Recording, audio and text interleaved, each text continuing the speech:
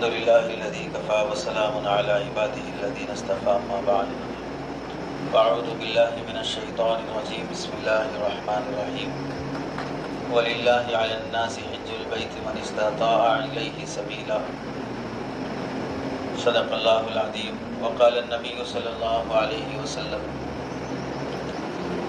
من حج فلم يرفث ولم يفسق رجع كيوم ولدته أمه أو كما قال النبي صلى الله عليه وسلم اللهم صل على سيدنا محمد وعلى آل سيدنا محمد وبارك وسلم اللهم صل على سيدنا محمد وعلى آل سيدنا محمد وبارك وسلم اللهم صل على سيدنا محمد وعلى آل سيدنا محمد وبارك وسلم.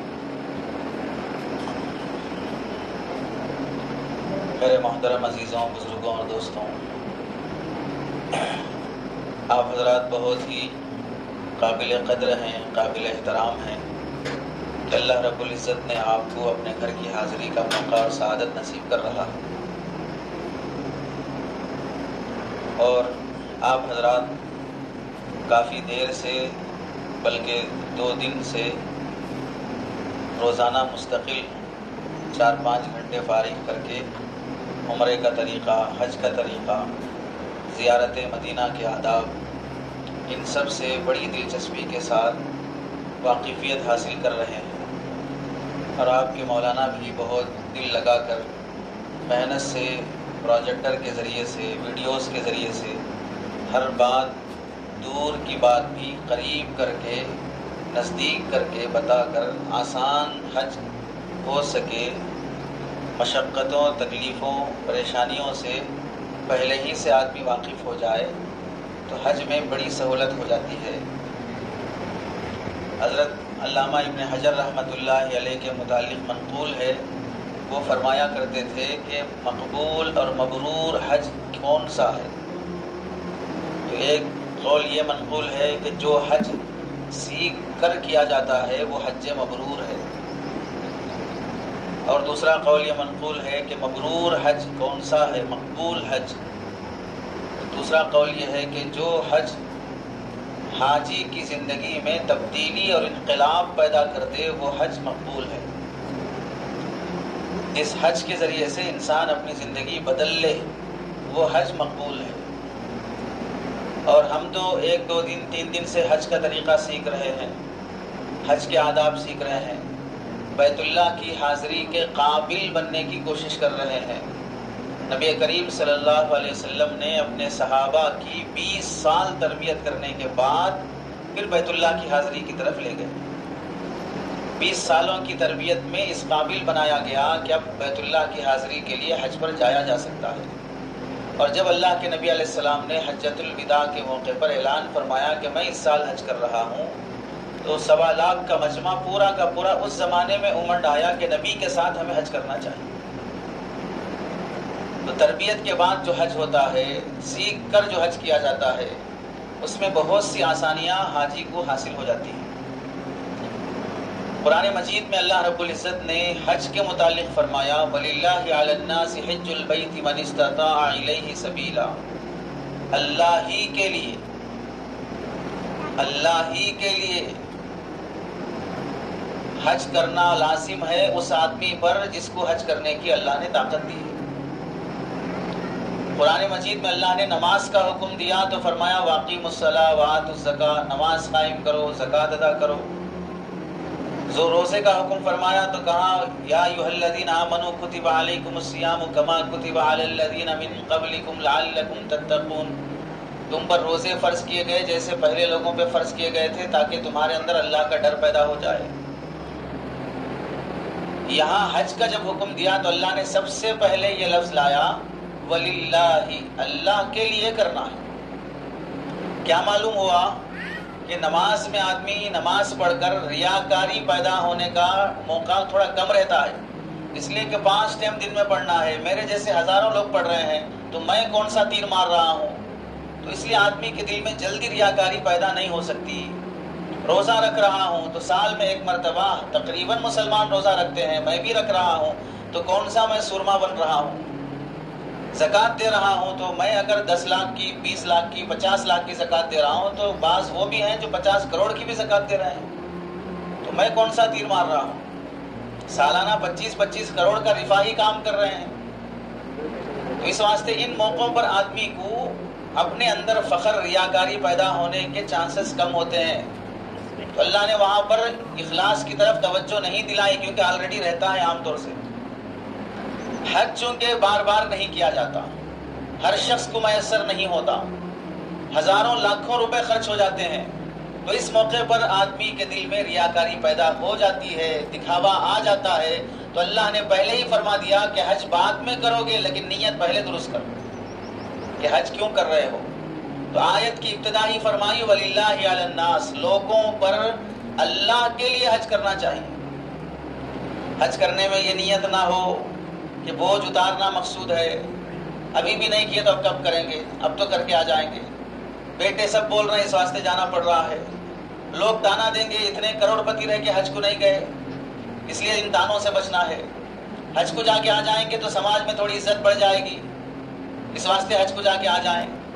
سعودیہ بہت ترقی کر گیا ہے، اس بہانے سے سعودیہ دیکھ سکتے ہیں۔ ایک نیا سٹی بن رہا ہے نیوم سٹی، وہاں بھی گھوم کے آ سکتے ہیں۔ اردن میں بہت زیادہ پکنک پلیس بن رہے ہیں، اس بہانے سے وہاں بھی جا کے آ سکتے ہیں۔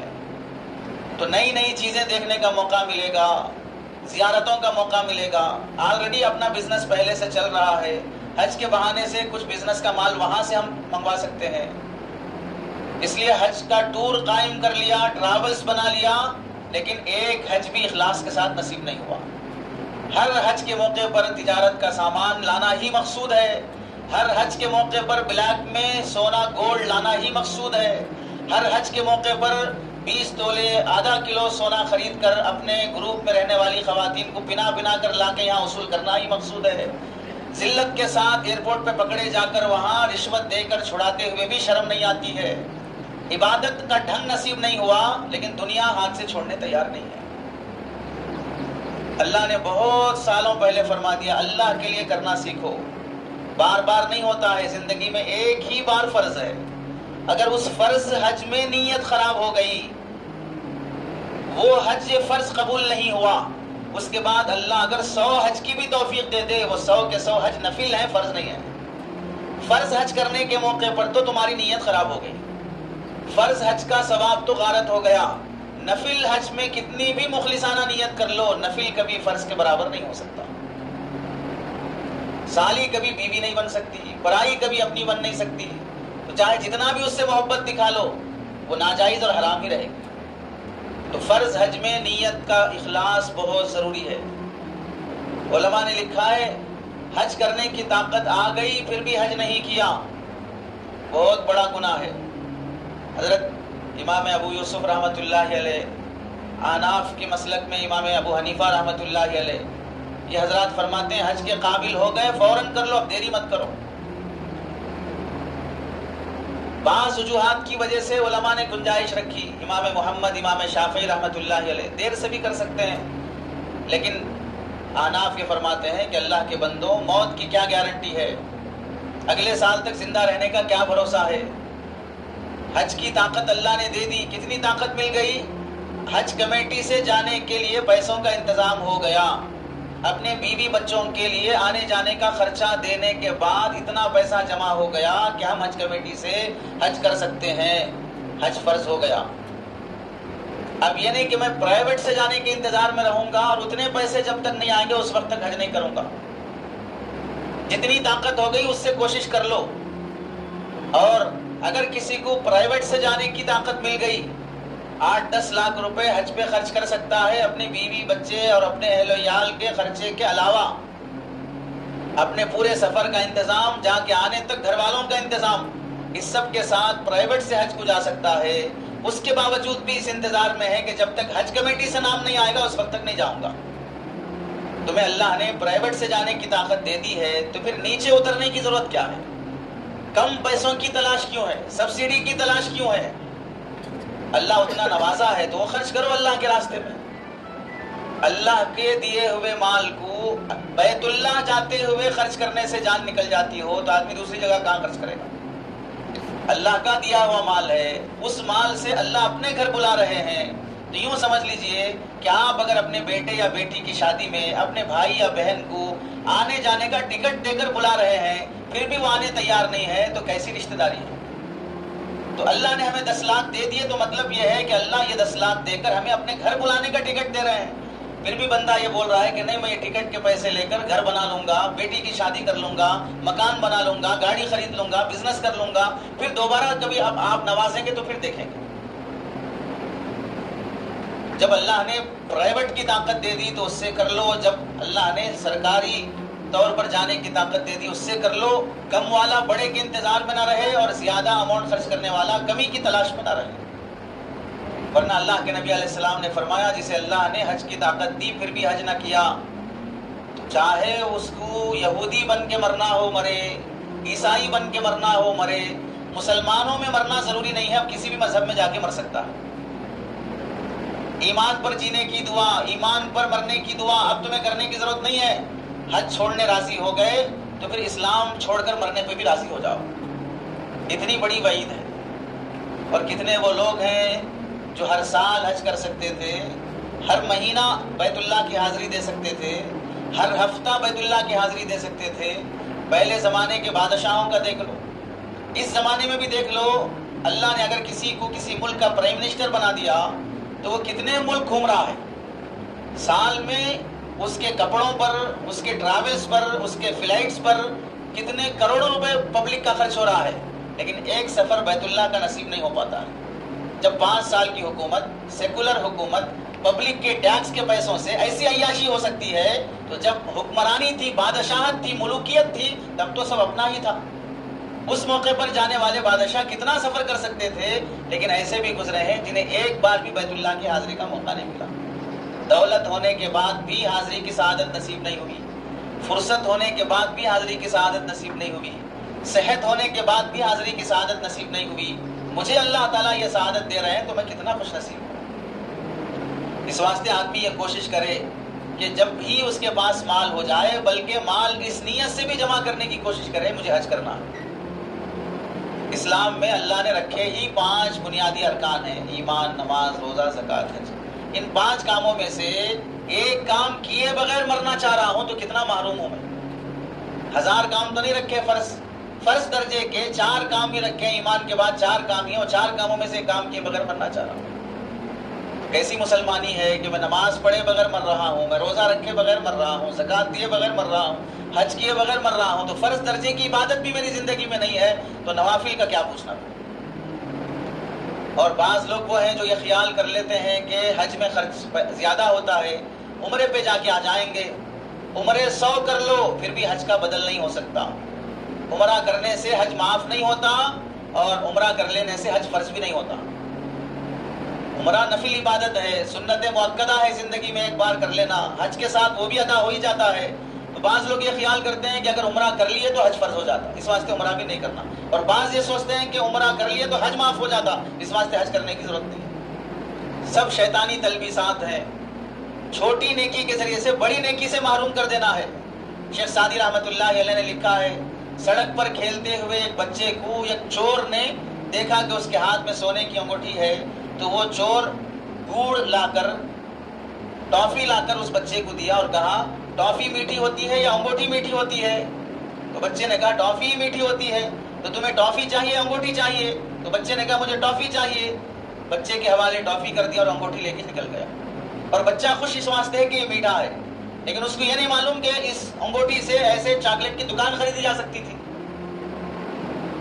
دکھنے والی لذت کی خاطر نہ دکھنے والی لذت سے محروم ہو گیا. دنیا دکھ رہی ہے، دولت دکھ رہی ہے، بلڈنگیں دکھ رہی ہیں، شہرت دکھ رہی ہے، عزت دکھ رہی ہے، اس کی خاطر اللہ کی قربت اور محبت سے محروم ہو گیا، اس کے در کی حاضری سے محروم ہو گیا. اس لیے جسے اللہ طاقت دے اسے کر لینا چاہیے. اور حج جیسے فرض ہے ویسے بندے پر دوسرے بندوں کے بھی حقوق فرض ہیں. تو اس فرض کے کرنے سے پہلے دوسرے بندوں کے حقوق جو تم پر فرض ہیں ان فرائض کی بھی فکر کرو. بندے پر اللہ نے بیوی بچوں کا نفقہ فرض رکھا ہے. انہیں بھوکا رکھ کر، اپنا ذاتی گھر بیچ کر، انہیں اپنے حج کی خاطر بیوی بچوں کو سسرال بھجا کر دوسروں پر بوجھ ڈال کر حج کرنے کی ذمہ داری نہیں دی گئی ہے. حج کرنے کا شوق ہے، حج کرنے کی اللہ نے ابھی استطاعت نہیں دی ہے، تو لوگوں سے اس نام پر چندہ کرنا شروع کر دیا کہ میرے پاس حج کرنے کے لیے 2 لاکھ ہو گئے، 80,000 کی کمی باقی ہے. آپ اگر اس میں سے تعاون کر دیں گے تو آپ کو بھی حج کا ثواب ملے گا. بھیک مانگ کر حج کرنے کی اجازت نہیں ہے. بیت اللہ جاتے ہوئے غیر اللہ کے سامنے ہاتھ پھیلاتے ہوئے شرم آنا چاہیے. حج فرض ہو گیا تو حج فرض ہونے سے پہلے دوسرے سے جو قرضہ پہلے کا لیا ہوا ہے وہ قرضہ لوٹانا فرض ہے. دوسروں کا مال اٹکا کے رکھا ہے، یا حج پہ حج کرنا چاہ رہا ہے یا عمرے پہ عمرہ کرنا چاہ رہا ہے. بہنوں کی وراثت باقی ہے، باپ کے انتقال کے بعد سے اب تک وراثت تقسیم نہیں کیا. 15 سال 20 سال ہو گئے، باپ کے گھر میں یہی بیٹا رہ رہا ہے، دوسرے بیٹے نہیں رہ رہے ہیں. 15 سال تک ایک ہی بیٹا باپ کے گھر میں رہا، دوسرے بیٹوں کا حق مارا گیا، تو 15 سال کا کرایہ لوٹاؤ بھائیوں کو، 15 سال کا کرایہ لوٹاؤ بہنوں کو. اور جو تقسیم، جو میراث بہنوں کو دینا تھا، بھائیوں کو دینا تھا، کہیں چھوٹا بھائی قابض ہے، کہیں بڑا بھائی لوٹ کے بیٹھا ہے، کہیں بہنیں اگر پاور میں ہیں تو وہ چھوٹوں کو محروم کر رہی ہیں، اور کہیں تو بھائی اپنی بہنوں کو دینا ہی نہیں چاہتے ہیں. یہ سمجھتے ہیں کہ حج سے تمام گناہ معاف ہو جائیں گے. تو پھر تو جو دوسرا آدمی حج پہ جا رہا ہے وہ تمہارے مکان پہ قبضہ کر کے اور توبہ کر لے کہ اللہ مجھے معاف کر دے، تو پھر اس کا بھی گناہ معاف ہو جانا چاہیے. جب میں بہنوں کی وراثت لوٹ کر یہ امید کرتا ہوں کہ اللہ میں حج سے میرے گناہ معاف کر دیں گے، تو تم سے بڑا پاور والا تمہارا گھر لوٹ کر وہ بھی اللہ سے امید لگا لے گا کہ اللہ میرے بھی گناہ معاف کر دیں گے، کیونکہ ہر لٹیرے سے بھی بڑا لٹیرا ہوتا ہے. پہلے اپنے حقوق واجبہ، بندوں کے متعلق جو حقوق ہیں وہ ادا کر کے جانے کی کوشش، ورنہ اللہ کے در پہ حاضر ہو رہا ہے، دعا میں جینے لگ رہا ہے. اللہ کے در پہ حاضری ہے، ایک نماز بھی حرم کی تکبیر اولا سے نہیں مل رہی ہے، ایک دعا میں بھی رونا نصیب نہیں ہو رہا ہے، اس واسطے کہ جن کے حقوق مار کے آ رہا ہے ان سب کی بد دعائیں حرم میں بھی ساتھ ہیں، جس کی وجہ سے یہ دعائیں سر سے اوپر نہیں جا رہی ہیں. اس وقت تک اللہ فرض نہیں کریں گے حج جب تک کہ بندوں کا حق ہمارے ذمہ رہے گا. اس لیے حج پہ جانے سے پہلے پارٹنر کا حق دے دیا جائے، قرضے کا ادا کرنے کا نظام بنایا جائے، بہنوں کی وراثت کا نظام بنایا جائے، اس کے بعد حج کی کوشش کی جائے. بار بار عمرہ کرنا چاہیے، بار بار حج کرنا چاہیے، یا حج کے پیسوں سے غریبوں کی مدد کرنا چاہیے. بزرگوں کے پاس علامہ ابن جوزی رحمۃ اللہ علیہ اور دیگر بزرگوں کے متعلق لکھا ہے، ایک نوجوان آیا، عمرے پہ جانا چاہ رہا ہوں، اس سے پہلے کر چکے؟ ہاں کر چکا ہوں. پھر بھی کرنا چاہ رہے ہیں، کیوں کرنا چاہ رہے ہو؟ ثواب کمانا ہے، اللہ کو راضی کرنا ہے. حضرت نے فرمایا ثواب مقصود ہے، اللہ کی رضا مقصود ہے، یہ دونوں چیزیں ملنے کا میں وعدہ کرتا ہوں. عمرے کے پیسے لاؤ، فلاں یتیم کی مدد کریں گے، عمرے کے پیسے لاؤ، فلاں بیوہ کی مدد کریں گے. تو اس نے کہا نہیں وہیں جا کے ثواب کمانا چاہتا ہوں. تو حضرت نے فرمایا 1 پیسے کا ثواب نہیں ملے گا، کیونکہ یہاں تیرے نفس کی خواہش ہے، ثواب مقصود نہیں ہے. اللہ کون سے عمل سے کس وقت راضی ہوتا ہے تجھے کیا معلوم، اور تیرا نفس اس میں ثواب چھپا کر رکھنے کا تجھے تلبیس میں مبتلا کر کے رکھا ہے، تجھے کیا معلوم. اپنے شہر کے حالات دیکھو، اپنے ملک کے حالات دیکھو، اپنے خاندان کے حالات دیکھو. خاندان کی بیٹیاں غریبی کی وجہ سے بیٹھی ہوئی ہیں، ان کے رشتے نہیں آ رہے ہیں، اور میں اس خاندان کا فرد ہوتے ہوئے ہر سال بلکہ ہر 3 مہینے پہ عمرہ وزٹ کر رہا ہوں، ہر سال نفل حج کر رہا ہوں. ہاں اتنی طاقت ہے کہ میں ہر سال حج بھی کر سکتا ہوں، عمرہ بھی کر سکتا ہوں، اور ہر سال اپنے خاندان اور گاؤں کی کسی نہ کسی بیٹی کی مدد بھی کرتا ہوں. دونوں کام مجھ سے ہو رہے ہیں تو پھر دونوں عبادت کر سکتے ہیں. حج شوق پورا کرنے کا نام نہیں ہے، حج حکم پورا کرنے کا نام.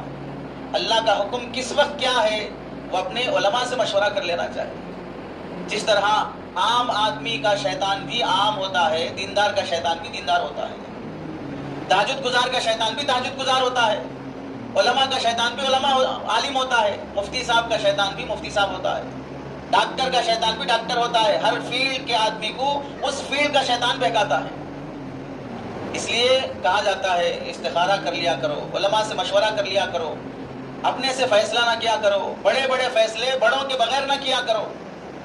خود کو بڑا سمجھ جانا، بڑے ہوتے ہوئے خود کو بڑا سمجھ جانا بہت محرومی کی بات ہے.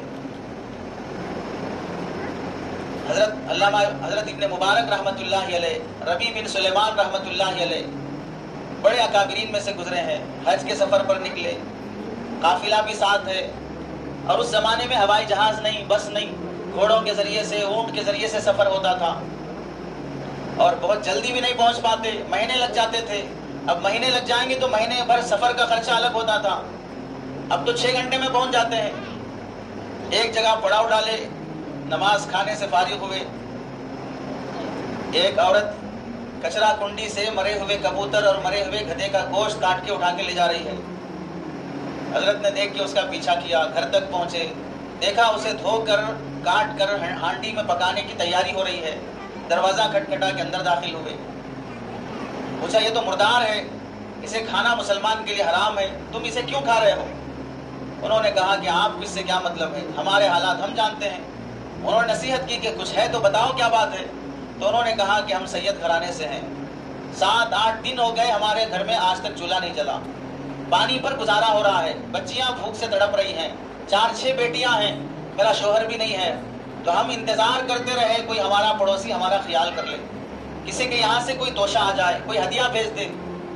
جب کچھ نہیں ہو سکا ہم اس مرحلے پہ پہنچ گئے کہ جان بچانے کے لیے حرام کھانا بھی جائز ہے، تو ہم اتنا ہی گوشت لائے ہیں جس سے ہماری جان بچ جائے، پیٹ بھر کر کھانے کا ارادہ نہیں ہے۔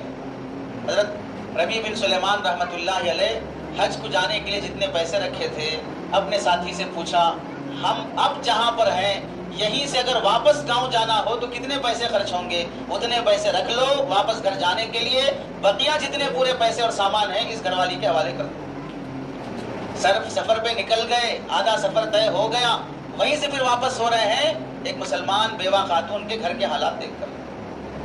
یہ نہیں سوچا کہ واپس جاؤں گا تو لوگ کیا کہیں گے، آدھے راستے سے واپس آ گئے، فلائٹ کینسل ہو گئی تو روتے ہوئے واپس آئے، رونا اس واسطے کہ بیت اللہ کی حاضری سے محروم رہا، لیکن اس واسطے نہیں کہ اب لوگوں کو کیا منہ دکھاؤں گا، میرا یہ سفر عشق کا سفر ہے، میرے محبوب سے جدائی پر رونا ہے، لوگوں کے تانے سے رونا نہیں ہے۔ ساری رقم اس خاتون کو دے کر واپس آ گئے، حج ہو گیا۔ حاجی جب واپس آئے شہر تو جو ان سے ملاقات کرتا وہ مسافہ کر کے کہتا، ماشاءاللہ آپ کے ساتھ ہم مینا میں ساتھ تھے، آپ کو میں نے مطاف میں دیکھا ہے، آپ ہمارے ساتھ عرفہ میں دعا میں شریک رہے، جو مل رہا ہے وہ ان سے کہہ رہا ہے کہ آپ مجھے فلاں جگہ ملے، آپ مجھے فلاں جگہ ملے۔ انہوں نے سمجھا کہ سب مجھ سے مذاق کر رہے ہیں کہ میں آدھے راستے سے واپس آ گیا۔ تو ایک بندہ ملا اور کہنے لگا، عجیب آدمی ہے آپ طواف کر کے باہر نکلتے ہوئے مجھے یہ تھیلی دیے کہ پکڑے رہو، بعد میں لے لوں گا، اس کے بعد سے ملاقات ہی نہیں ہوئی، لیجیے آپ کی تھیلی، آپ کی امانت آپ پکڑی۔ جب وہ تھیلی کھول کے دیکھا جتنے پیسے اس خاتون کو دیے تھے سارے اس پیسے اس تھیلی میں موجود تھے۔ پریشان ہو گئے کہ کیا ہو رہا ہے میرے ساتھ۔ رات ہوئی، خواب میں سرکار دو عالم صلی اللہ علیہ وسلم تشریف لائے تو آپ صلی اللہ علیہ وسلم نے خواب میں فرمایا، تو نے میرے خاندان کی ایک خاتون کا اکرام کیا، اللہ نے اس اکرام کے بدلے آسمان سے ایک فرشتہ اتارا جو تیری شکل میں حج کر رہا تھا اور لوگ اسے تجھے خیال کر رہے تھے، تیرے اس اکرام پر کہ تیرا حج بھی قبول ہو گیا گئے بغیر بھی، تیرا وہ صدقہ بھی قبول ہو گیا، اس پر اور کتنی دلیلیں چاہیے کہ تو حج پہ گئے بغیر بھی حاجی بن گیا۔ تو حج شوق پورا کرنے کا نام نہیں ہے، حقوق پورا کرنے کا نام ہے، اللہ کا حق پورا ہو، بندوں کا حق پورا ہو، اس واسطے حج کرنے سے پہلے حقوق کی ادائیگی کی آدمی فکر کرنا چاہیے۔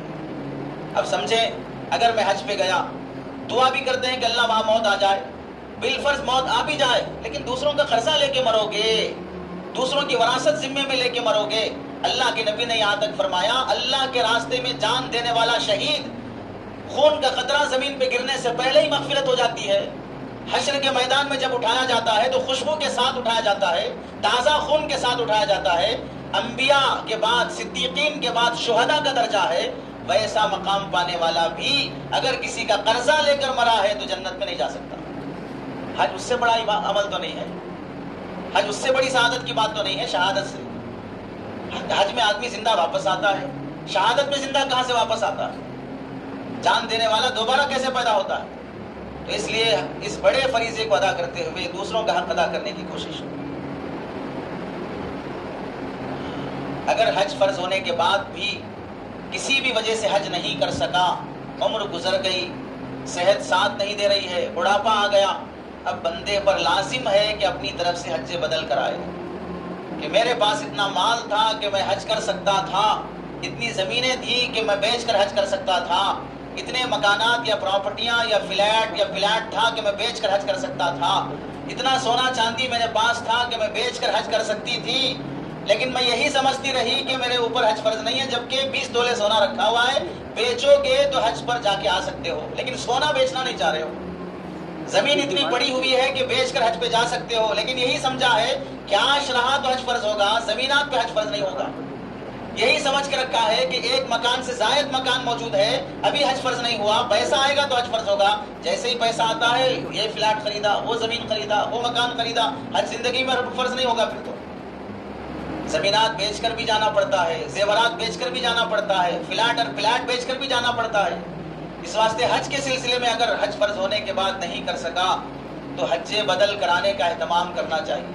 ان لوگوں کو حج پر بھیجنا چاہیے جو حج کے مسائل جانتے ہوں، ان لوگوں کو بھیجنا چاہیے جو علماء ہوں، ان لوگوں کو بھیجنا چاہیے جو حج میں حج کی مشقتیں اور حج کی عبادتیں شوق سے برداشت کرتے ہوں۔ حج کے سلسلے میں جانے سے پہلے جیسے آپ حضرات کی ظاہری طور پر آداب کی مسائل کی تربیت ہوئی ہے، اور ایسے ہی ہر شخص اپنا لگیج، اپنا سامان، اپنے کپڑے اور ضروری چیزوں کا انتظام کر رہا ہے، مادی تیاریوں سے بھی زیادہ روحانی تیاریوں کی فکر کرنا چاہیے۔ مادی تیاریوں سے بھی زیادہ روحانی تیاریوں کی فکر کرنا چاہیے۔ حج کے سلسلے میں آدمی آخری درجے کا فریضہ ہے حج، وہ فریضہ ادا کرنے کے لیے جا رہا ہے، لیکن روزانہ جو نماز فرض تھی اس کی اتحیات اب تک نہیں سیکھا۔ حج کا تلبیہ سیکھ لیا، احرام باندھنا سیکھ لیا، نماز میں تکبیر تحریمہ باندھنا نہیں سیکھا ہے، دعائیں قنوت نہیں سیکھا ہے، جنازے کی نماز نہیں سیکھا ہے، پردے کے احکام نہیں سیکھا ہے، روزانہ کی عبادت کا طریقہ نہیں سیکھا ہے، زندگی میں ایک بار کی جانے والی عبادت کا طریقہ بڑے اہتمام سے سیکھ رہا ہے۔ نماز کی تربیت کا کیمپ لگا، زکوٰۃ کے مسائل کا کیمپ لگا، روزے کے مسائل کا کیمپ لگا، اسے سیکھنے کی آدمی ضرورت محسوس نہیں کیا، وہ بھی ضروری تھا۔ اب حج پہ حاضر ہے، کعبے کے سامنے کھڑا ہے، لیکن نماز میں سورہ فاتحہ صحیح نہیں ہے۔ کعبۃ اللہ کے سامنے کھڑا ہے، فطر کی نماز پڑھتے ہوئے دعائے قنوت نہیں آتی ہے۔ کعبۃ اللہ میں جنازے کی نماز پڑھ رہا ہے، لیکن جنازے کی نماز نہیں آتی ہے۔ کیا معلوم ہوا؟ جس پر پیسہ لگ رہا ہے اس کے آداب اور سنن بھی سیکھنے کی فکر ہے، اور جس پہ پیسہ نہیں لگ رہا ہے اس کے اراکین اور فرائض بھی سیکھنے کی فکر نہیں ہے، نماز کے شرائط اور واجبات بھی سیکھنے کا شوق نہیں ہے۔ تو حج ہمیں یہ سبق دیتا ہے، جیسے حج کے ایک فرض کے سنن اور آداب بھی شوق سے سیکھتے ہو، نماز کے فرائض اور واجبات بھی سیکھو، جنازہ بھی سیکھو، زکوٰۃ کے مسائل بھی سیکھو، اتحیات اور دعائے قنوت بھی سیکھو، تجوید سے تلاوت کرنا بھی سیکھو۔ اور یہ بات بھی ضروری ہے، کتنے فرائض چھوڑ کر حج پہ جائیں گے؟ زندگی کی کتنی نمازیں باقی ہیں؟ حج کا فریضہ ادا کرنے گیا ہے، واپس آنے کے بعد بھی خیال نہیں آیا کہ مجھے چھوٹی ہوئی نمازوں کی قضا کرنی چاہیے۔ کتنے روزے زندگی کے چھوٹ گئے، حج کا فریضہ ادا کرنے کے بعد بھی خیال نہیں آیا کہ مجھے اپنے روزوں کی قضا یا کفارہ ادا کرنا چاہیے۔ حج کا فریضہ ادا کر کے بھی آیا، لیکن کتنے سالوں کی زکوٰۃ کا حساب صحیح نہیں کیا ہوں، توبہ کر کے اب زکوٰۃ ادا کرنا باقی ہے۔ حج کا فریضہ ادا کر کے آیا، کتنے لوگوں کا قرضہ باقی رہ گیا تھا، پھر بھی اللہ نے مجھے بلایا، وہاں میں نے توبہ کیا کہ کسی کا حق اپنے ذمہ نہیں رکھوں گا۔ واپس آنے کے بعد بھی قرضہ لوٹانے کی فکر نہیں ہے، واپس آنے کے بعد بھی بہنوں کی وراثت لوٹانے کی فکر نہیں ہے۔ تو جانے سے پہلے بھی حق ادا نہیں کیا، آنے کے بعد بھی حقوق ادا کرنے کی فکر نہیں ہے، تو یہ حج مبرور نہیں ہو سکتا، یہ حج مقبول نہیں ہو سکتا جس حج کے بعد انسان کی زندگی میں تبدیلی نہ آتی۔ ذمہ داری پوری ہو جائے گی، اللہ کل قیامت میں عذاب نہیں دیں گے کہ تو نے حج نہیں کیا ہے، عذاب نہیں دیں گے، لیکن اس حج کی برکتوں سے زندگی میں جو روحانیت آنی تھی، موت کے بعد اللہ کی جو رضامندی ملنی چاہیے تھی، وہ حاصل نہیں ہوگی۔ اس واسطے واپس آنے کے بعد بھی حقوق ادا کرنے کی فکر ہونا چاہیے، ورنہ تو یہ بڑی بے ادبی ہوگی اللہ کی شان میں۔ لوگ جب یہ تانا دیں گے حاجی صاحب ہو کے بھی ایسے کام کرتے ہو، یعنی بیت اللہ کی حاضری کے بعد بھی تمہارے اندر تبدیلی نہیں آئی ہے، اللہ کے گھر کا طواف کرنے کے بعد بھی تم انسان نہیں بنے ہو۔ ایک صاحب نے لکھا، حج پہ جانے سے پہلے قرضہ باقی تھا، دکاندار نے کئی بار مطالبہ کیا، صاحب پیسے لوٹا دو، حج کے بعد دیکھیں گے۔ حج سے واپس آئے تو دکاندار امید لگایا کہ اب تو شاید واپس کر دیں گے۔ ایک دن دکاندار کے پاس آئے، کہا رجسٹر نکالو، تمہارا میرا کھاتہ کھولو، کتنا قرضہ باقی ہے۔ دکاندار خوش ہو گیا، شاید اب تو کچھ تو مل جائے گا میرا قرضہ۔ رجسٹر کھول کر جب ان کا نام دکھایا تو نام سے پہلے حاجی صاحب اپنے قلم سے لکھ کے رجسٹر بند کر کے چلے گئے۔ قرضہ واپس نہیں کیا، لیکن وہ حاجی صاحب کا نام، میرے ساتھ حاجی صاحب ہونا چاہیے رجسٹر میں، یہ اضافہ کر کے چلے گئے۔ کیا خاک حاصل ہوگا ثواب ایسے کاموں سے؟ حج عبادت ہے، عبادت میں اپنی خاطر کر رہا ہوں، اس میں ریاکاری آ گئی، اس کا ثواب غارت ہو گیا، اسے ایسا سمجھ لو اگر تمہاری آنکھوں کے سامنے کوئی آدمی 5 لاکھ روپے پر پیٹرول چھڑک کر آگ لگا رہا ہو تو جیسے وہ شخص بے وقوفی کر رہا ہے، ایسے ہی دکھاوے کے لیے 5 لاکھ روپے خرچ کر کے حج کرنے والا بھی اپنے پیسے کو آگ لگا رہا ہے۔ نیت درست کر لینا چاہیے۔ ہمیں یہ سمجھنا چاہیے کہ ہم حج اپنی مرضی سے نہیں کر رہے ہیں، بلانے والے کی توفیق سے کر رہے ہیں۔ اگر اس کا کرم نہ ہوتا تو ہمیں اپنے در پہ نہ بلاتا۔ وہ بلانا چاہا تو آنے کے راستے بھی بنا دیا اور آنے جانے کے لیے نعمت عطا بھی کر دیا۔ اتنی دولت اللہ نے دے بھی دی کہ میرے گھر آ کے جا سکتے ہو۔ تو ہمیشہ یہ ذہن میں رہنا چاہیے، عطا بھی اسی کی ہے، توفیق بھی اسی کی ہے۔ دولت کی وجہ سے، فرصت کی وجہ سے، اسباب کی فراوانی کی وجہ سے حج نہیں ہوتے ہیں، بلکہ اس کے بلانے سے ہوتے ہیں، اور ہمارے دلی جذبات اور دعاؤں سے ہوتے ہیں کہ ہم میں کتنی طلب ہے اللہ کے گھر کی حاضری کی۔ آپ دیکھیں اللہ کے بندوں میں حج کی حاضری کی ایسی طلب بھی دیکھی گئی۔ آپ جائیں گے تو دیکھیں گے افریقہ کے لوگ کتنے معمولی پیسوں کے ساتھ حج پہ آتے ہیں کہ ان کے پاس وہاں کے 40 دن کے قیام کے لیے ہوٹل لینے یا ہوٹل لے لیے عزیزیہ میں یا کہیں دور پر کھانا کھانے کے پیسے نہیں ہوتے ہیں تو بھی حرم کے سامنے پڑے رہتے ہیں۔ اگر کوئی بانٹنے والا آ جائے تو لائن میں کھڑے ہو کے کھانا لے لیتے ہیں، وہی کھاتے ہیں، وہی حرم میں پڑے رہتے ہیں، قرآن کی تلاوت کرتے رہتے ہیں، قرآن کی تلاوت میں مصروف رہتے ہیں۔ کتنے ایسے افریقن بھی آپ کو ملیں گے کہ جن کے بارے میں علماء نے بتایا ہے کہ وہ بکریاں اسی نیت سے پالتے ہیں کہ ایک بکری دوسری بکری جنم دے دے گی تو میں کچھ بکریاں بیچ کر حج پہ جا کے آ جاؤں۔ بڑھاپے کی عمر میں کمر جھک گئی ہے، آدمی ایل شیپ کا بن گیا ہے، اس حالت میں بھی سامان کے ساتھ فلائٹ میں بھی جھکی ہوئی حالت میں، ایئرپورٹ پہ بھی جھکی ہوئی حالت میں اللہ کے گھر کی حاضری کے لیے ویل چیئر پر بھی بندے پہنچ جاتے ہیں۔ اور ہم لوگ یہ سمجھتے ہیں کہ حج بڑھاپے کی عبادت ہے۔ جتنے لوگوں نے یہ سمجھا کہ حج بڑھاپے کی عبادت ہے، جب بڑھاپا آیا تو انہیں محسوس ہوا کہ حج جوانی کی عبادت ہے، حج بڑھاپے کی عبادت نہیں۔ گھر سے مسجد تک چلنے میں بڑھاپے میں آدمی کو تکلیف ہو جاتی ہے، ہوٹل سے حرم تک، حرم سے مزدلفہ تک، مزدلفہ سے منا تک، منا سے عرفات تک، یہ سب پھر رمی جمرات تک آنے جانے میں آدمی کو کتنی تکلیف ہو جاتی ہے۔ اور سب سے زیادہ پریشانی جوانوں کے جوش سے اور بڑھاپے کے بوڑھے لوگوں کے ٹھنڈے پن سے پریشانی ہوتی ہے۔ جوان جلدی جلدی کرنے کی فکر میں ہے، سامان جلدی اٹھاؤ، گاڑی جلدی نکالو، جلدی بک کرو، جلدی سوار ہو جاؤ، وہ اتنی جلدی کرتا ہے جس جلد بازی کی ضرورت نہیں ہے۔ اور بڑے میاں اتنے آرام سے اٹھ رہے ہیں ہوٹل سے کہ گاڑی تیار کھڑی ہے، بیچارہ ٹریولز والا پکار رہا ہے اور ادھر پولیس چالان لگا رہی ہے، پھر بھی آرام سے اتر رہے ہیں اور ان کو سفر کی تلقین کر رہے ہیں۔ اتنی جلد بازی کیوں کر رہے ہیں؟ یہ نہیں دیکھ رہے کہ میری طرف سے کتنا دیر ہو رہی ہے، ہر جگہ پر میری وجہ سے دیر ہو رہی ہے، گروپ کو میری وجہ سے پریشانی ہو رہی ہے، اور پھر شکایت ہے کہ میں بوڑھا ہوں پھر بھی میرا کوئی خیال نہیں کرتا۔ جوانی کی عبادت ہے، بڑھاپے میں ہے تو جوان آدمی کی ذمہ داری ہے کہ وہ اپنے ساتھ بوڑھے حضرات کا خیال کرے، ان کے حساب سے چلے، کمزوروں کے خیال کرتے ہوئے، کمزوروں کا خیال کرتے ہوئے قافلے کو راستہ طے کرنا چاہیے۔ اللہ کے نبی علیہ السلام جب جماعت کے ساتھ چلتے تو اتنی دھیمی رفتار سے چلتے کہ کمزور آدمی بھی جماعت سے الگ نہ ہو، ہم تیز تیز بھاگ جائیں اور کوئی ہماری جماعت کا پیچھے چھوٹ جائے۔ ان آداب اور اصول کے ساتھ کرنا چاہیے۔ حج کی طلب آدمی میں پہلے سے ہونی چاہیے، شوق اور عظمت میں کبھی فرق نہیں آنا چاہیے۔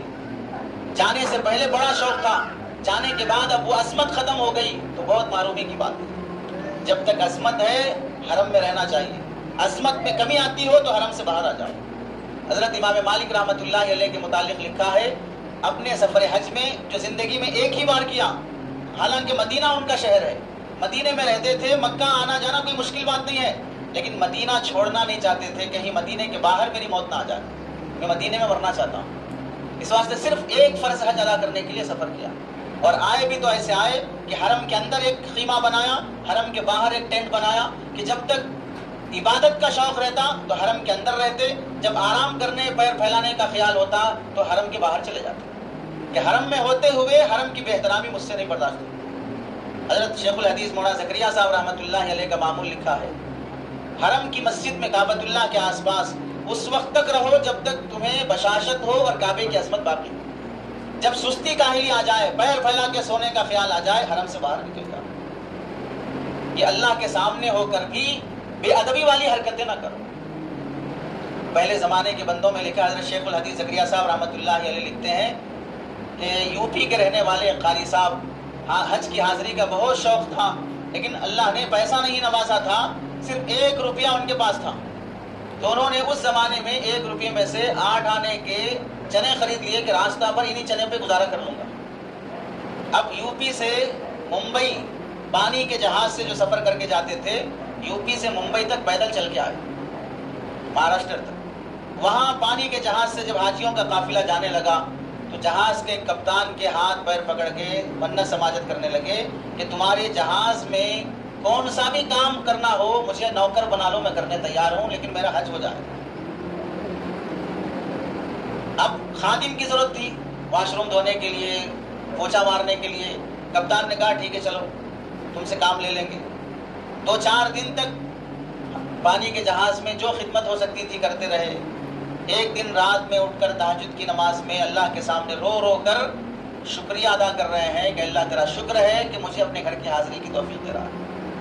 شکر گزاری میں تہجد کی نماز میں سجدے کی حالت میں آنسو ہچکیاں لے کر رو رہے ہیں، حالانکہ یہ دیکھ رہے ہیں کہ میں پوچھا مارتے ہوئے سفر کرنا ہے، ٹوائلٹ صاف کرتے ہوئے سفر کرنا ہے، دوسروں کو کھانا سپلائی کرتے ہوئے سفر کرنا ہے، یہ ساری مشقت گوارا ہے، لیکن حج کی حاضری ہو رہی ہے، یہ بڑی سعادت ہے۔ جب سجدے میں روتے ہوئے کپتان نے سنا، اٹھ کر پوچھا کیا بات ہے، کیوں اتنا رو رہے ہو؟ کہ اللہ کے شکریہ میں شکریہ ادا کرتے ہوئے رو رہا ہوں۔ کس بات پر شکریہ؟ کہ حج کی حاضری کی توفیق دے رہا ہے۔ تو کپتان نے جب دیکھا کہ اتنا نیک بندہ، معلومات کیا کہ آپ کون ہیں، کہنے لگے میں قاری صاحب ہوں، حافظ قرآن ہوں۔ اس کو حیرت ہوئی کہ آپ اتنے بڑے نیک ہو کر ایسے کام پہ راضی ہو گئے بیت اللہ کی حاضری کے لیے۔ کپتان معافی مانگ کر کہنے لگا کہ آج کے بعد سے آپ سے کوئی خدمت نہیں لوں گا، پورا حج مکمل کرانے کی میری ذمہ داری ہے۔ طلب اور جذبے پر اللہ تعالیٰ راستے بنا دیتے ہیں۔ حضرت مفتی شفیع صاحب رحمۃ اللہ علیہ فرمایا کرتے تھے، حضرت مفتی تقی عثمانی صاحب دامت برکاتہم لکھتے ہیں، ایک بار ہمارے والد مفتی شفیع صاحب رحمۃ اللہ علیہ نے ہم سے کہا تم لوگوں کو حج کا شوق ہی نہیں ہے، کیوں ایسی بات، ہم کو حج کا شوق کیوں نہیں ہے؟ تو فرمانے لگے اگر حج کا شوق ہوتا تو حج کی تیاری کے لیے پیسے جمع کرتے، صرف دعا پر اکتفا نہ کرتے۔ میں نے دیکھا جو تمہاری بہن انتقال ہو گئی، یعنی مفتی شفیع صاحب رحمۃ اللہ علیہ کی بیٹی کا انتقال ہو گیا، ان کے سامان کی جب وراثت تقسیم کی جانے لگی تو ایک صندوق میں چھوٹا سا کپڑوں میں لپٹا ہوا ایک پیسوں کی تھیلی ملی، جس میں اس زمانے کے لحاظ سے 70 روپے یا 600 روپے کچھ رکھے ہوئے تھے، اور اس میں ایک پرچی لکھی ہوئی تھی یہ میرے حج کے جانے کے لیے پیسے جمع کر رہی ہوں، حج کی توفیق ہونے سے پہلے انتقال ہو گیا۔ وہ پیسوں کی تھیلی حضرت لے کر جب حج پر گئے، وہاں مکہ مکرمہ سے کسی بندے کو تیار کیا کہ میری بیٹی کی تمنا حج کی تھی، حج سے پہلے اس کا انتقال ہو گیا، یہ پیسے لے لو اور میری بیٹی کی طرف سے تم حج بدل کر دو۔ معمولی سی رقم جمع کرنا شروع کر دیے، دنیا سے چلے بھی گئے لیکن اللہ نے حج بدل کرانے کا انتظام کر دیا۔ تمنا، جذبہ، خواہش اگر صحیح ہو تو اللہ اسباب فراہم کر دیتے ہیں۔ کتنی بار ہم نے نہیں سنا کہ چونٹی کعبے کا طواف کرنا چاہیے تو اللہ نے کبوتر کو بھیج دیا، چونٹی اس کے پیر میں چڑھ کر پروں میں چلی گئی، اور وہ کبوتر بیت اللہ کا تھا، اس نے کعبے کا 7 چکر لگایا، چونٹی کا بھی طواف ہو گیا، پھر واپس جہاں تھا وہاں آ کے چھوڑ دیا۔ جب بہت معمولی سی مخلوق کی تمنا بھی اللہ سن لیتے ہیں تو اشرف المخلوقات کی تمنا اللہ کیوں نہیں سنتے ہیں؟ جذبہ چاہیے، حوصلہ چاہیے اللہ کے گھر کی حاضری کا۔ علماء نے لکھا ہے ایسے بھی بندے گزرے ہیں، عرب جماعت آئی، اس میں ایک بڑے میاں مقام کے رہنے والے تہجد میں اٹھ کر اللہ سے رو رو کے دعا مانگ رہے ہیں۔ اب عرب جماعت کو تو اردو نہیں آتی، تو اس نے سنا کہ بھئی یہ کیوں اتنا رو رو کے دعا کر رہے ہیں، تو ساتھیوں نے سنایا کہ یہ حج کی دعا مانگ رہے ہیں۔ اس عرب جماعت میں موجود ایک ساتھی کو اس رونے پر اتنا ترس آیا، اس نے کہا کہ پورے حج کا خرچہ میں اپنے پیسے سے کراؤں گا، اور وہ تھا شاہی خاندان سے آیا ہوا، تو VIP سیٹس کے ذریعے سے ان صاحب کا حج کا پورا سفر خرچ برداشت کیا۔ اللہ نے رونا دیکھا بندے کا، خیال بھی نہیں آیا ہوگا کہ میں حج کر لوں گا، اسباب کا اللہ نے انتظام کر دیا۔ تو اللہ کے سامنے رونے والے چاہیے، اللہ کے سامنے جذبے والے چاہیے، اللہ کے سامنے دولت والے نہیں چاہیے۔ تو دعا کا بھی اہتمام، جذبات بھی ویسے ہوں کہ اللہ کے گھر کی حاضری ہو۔ اللہ کے نبی علیہ السلام کے زمانے میں صحابیہ نبی کریم صلی اللہ علیہ وسلم کے پاس روتی ہوئی آئی۔ اللہ کے نبی نے پوچھا کیا بات ہے؟ میرا شوہر مجھے چھوڑ کر اپنے بیٹے کو لے کر حج کے لیے چلا گیا ہے، مجھے ساتھ نہیں لے گیا، میں حج سے محروم ہو گئی، ایک ہی اونٹ تھا، اس اونٹ پر باپ اور بیٹا دونوں چلے گئے، مجھے چھوڑ دیے۔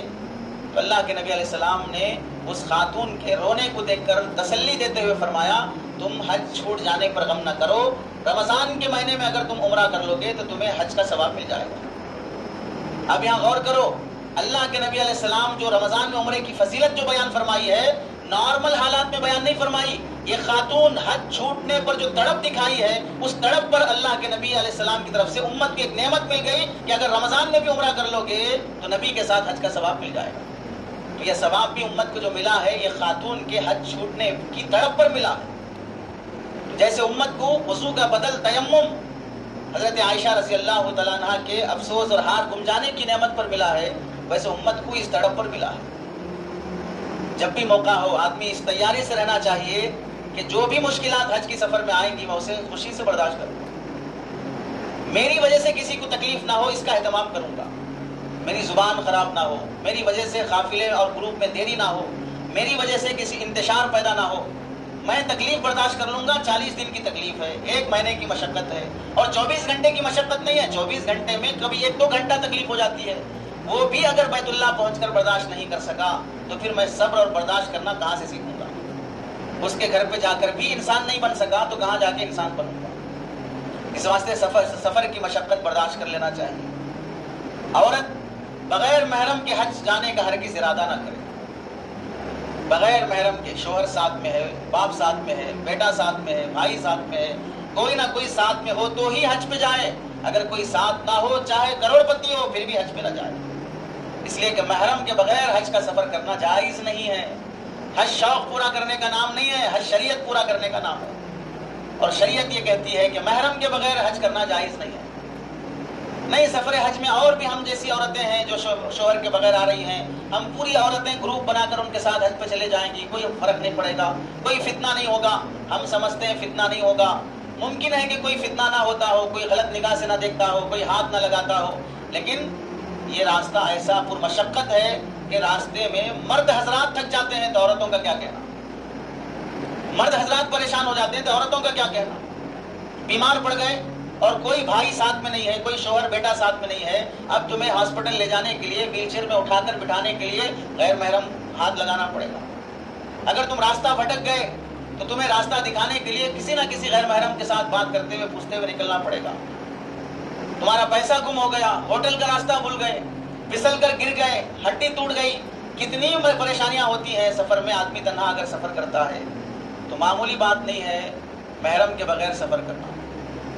اللہ کے نبی علیہ السلام نے خاص تاکید سے بیان فرما دیا، لا تحجن، کوئی عورت حج نہ کرے، الا ومعها، مگر یہ کہ اس کے ساتھ کوئی محرم ہو، اس کے بغیر حج نہ کرے۔ تو جب شریعت خود حج فرض نہیں کر رہی ہے تو ہم شوق پورا، گورنمنٹ کی طرف سے اجازت ہے، حکومت کی طرف سے اجازت ہے، تو حکومت ذمہ داری لیتی ہے کہ بعد میں مرنے کے بعد خبر میں عذاب سے بھی بچائے گی، حکومت ذمہ داری لیتی ہے کہ مرنے کے بعد اللہ کے نبی کی شفاعت بھی دلائے گی، حکومت ذمہ داری لیتی ہے کہ نبی کے ہاتھ سے جام کوثر بھی پلائے گی۔ نبی یہ فرما رہا ہے کہ تم یہ کام نہ کرو اور حکومت یہ اجازت دیتی ہے کہ تم یہ کام کر سکتے ہو، تو پھر نبی کو منہ دکھانے کے قابل بھی نہیں رہو گے۔ اس واسطے عورت بغیر محرم کے حج پہ نہیں جانا چاہیے، اور اگر کوئی محرم مل جائے، شوہر اگر حج پہ جانے کے قابل نہیں ہے، باپ اور بیٹے کے ساتھ بیوی حج پہ جانا چاہ رہی ہے، شوہر ہرگز منع نہ کرے۔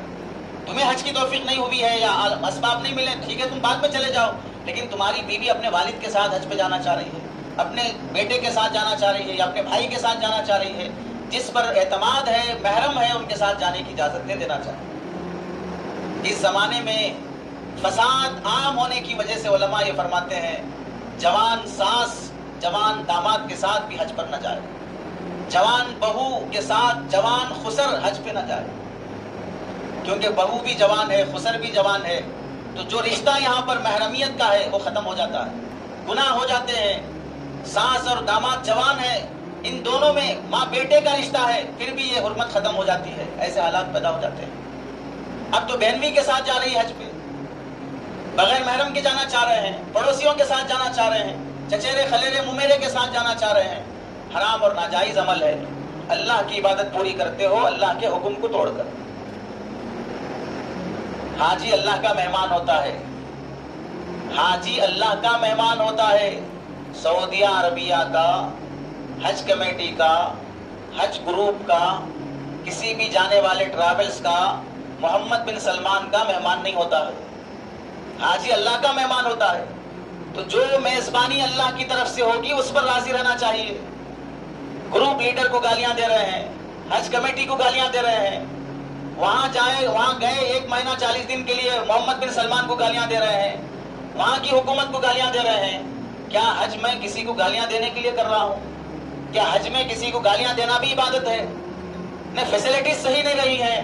یہ سمجھو کہ اللہ حج کے اس سفر میں میری راحت کے فیصلے کرتے ہوئے، حاجیوں کے روزی روٹی اور انتظامات کے فیصلے کرتے ہوئے اللہ نے مجھ کو نہیں بھولا.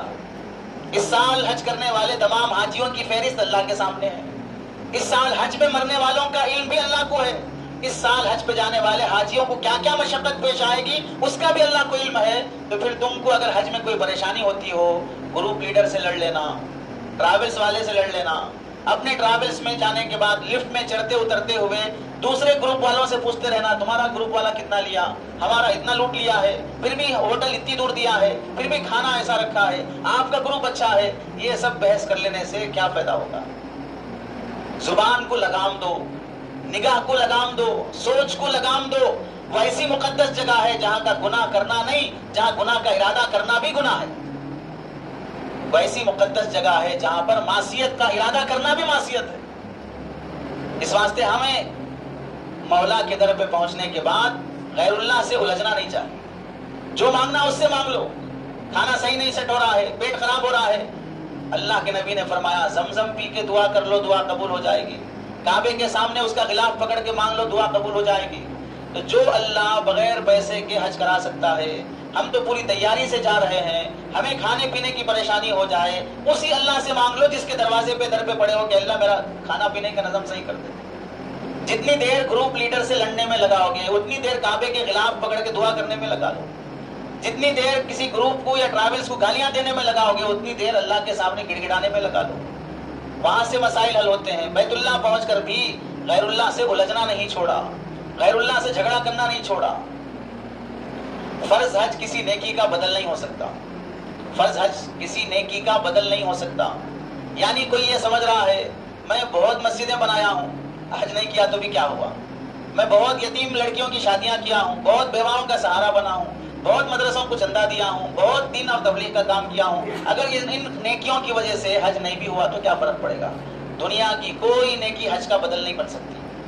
حج کرنے سے ہی پورا ہوگا، دوسری نیکیوں سے حج پورا نہیں ہو سکتا. اس واسطے اس نیکی میں کوتاہی نہ کرے اور سیکھ کر حج کرنا چاہیے. سیکھے بغیر حج کرنے سے بہت سے کام وہ ہیں جو آدمی جان بوجھ کر چھوڑ دیتا ہے. ایک صاحب سنانے لگے کہ حج میں 3 فرض ہیں، احرام ہے، طواف وقوف عرفہ ہے، طواف زیارت ہے. تو ایک صاحب سے جب بولا گیا کہ بھئی اب مینا سے ہم مینا آ گئے ہیں، اب رمیہ جمرات کرنا ہے، پھر اس کے بعد قربانی ہوگی، حلق ہوگا، پھر جا کے ہم طواف کر کے آئیں گے، طواف زیارت کرنا ہے. تو وہ صاحب کہنے لگے زیارتاں وارتاں نہیں چلتے ہمارے پاس، یہ سب بدعت ہے زیارتاں کرنا. اس کو بول رہے ہیں طواف زیارت کرنا ہے، تو وہ صاحب بول رہے ہیں زیارتاں نہیں کرتے ہم لوگ. طواف زیارت کرنے تیار نہیں ہوا اس واسطے کہ وہ کیا سن کے رکھا تھا، زیارتاں نہیں کرنا چاہیے. کون سی زیارت نہیں کرنا، کون سی زیارت کرنا، وہ بھی فرق نہیں معلوم ہے، تو طواف زیارت کرنے تیار نہیں،